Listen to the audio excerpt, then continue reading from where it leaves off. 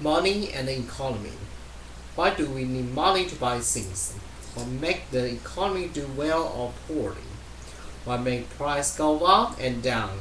These are all questions that can be answered by talking about basic look at how money and the economy work. If you have ever seen an antique penny from the early 1800s and so called it a large cent, you know that money looked very different than compared to how it looks today. Paper money was first printed in the United States in 1862. Different types of coins were used long before that. Many Native Americans has their own system of money.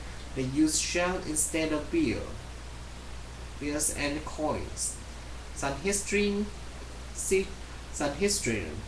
think that metal subjects, similar to coins, were first used as money in China some 3,000 years ago.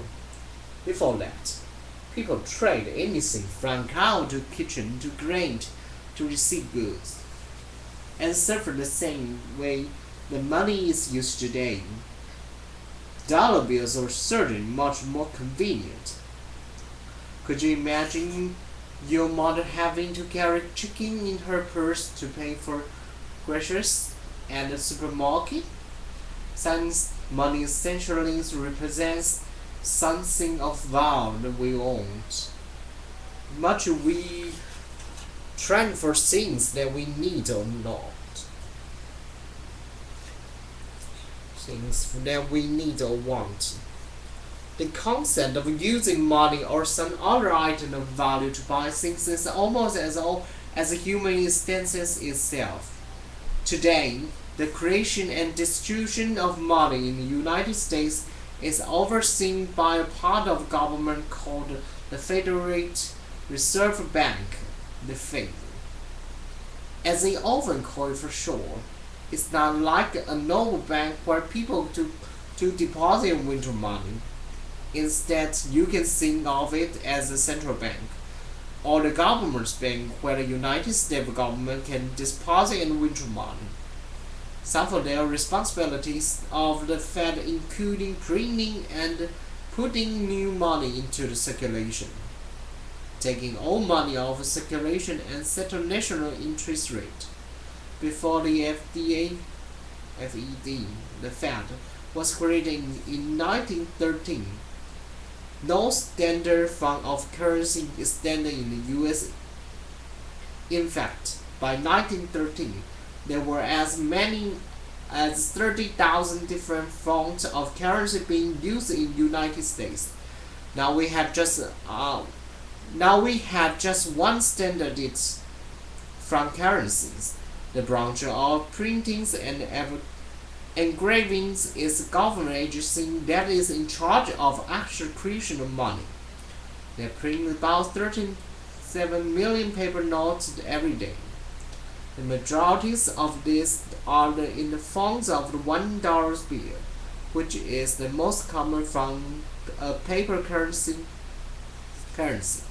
The majority of these new bills are sent to banks around the country, so that we always have the fresh supply of crisps. New bills in the circulation, but this means they also have to take this money or bills out of the circulation to be destroyed. So this is actually the draw of some people to burn old money. There are many factors that can influence the economy, such as inflation, employment, and the supply and demand. Inflation is when the cost of the goods and services rise. As a result, you can buy as much with the same amount of money as you can before. So buying power drops when inflation goes up. Employment also has an effect on the economy. If there are a lot of people who cannot find work, they can't spend money. If people don't spend money, businesses can sell their products and the economy can slow down. This is why supply and demand means For the economy to run smoothly, not only do businesses have to supply a lot of their products, but people need to want to buy them, which is called demand. Changes in supply and demand affect inflation and inflation, and this is the cause price go on and down. There's many more factors that can impact the economy, and it is the job of the Fed to try to balance all this in just the right way so the economy does well. As you can see, this is very hot job indeed.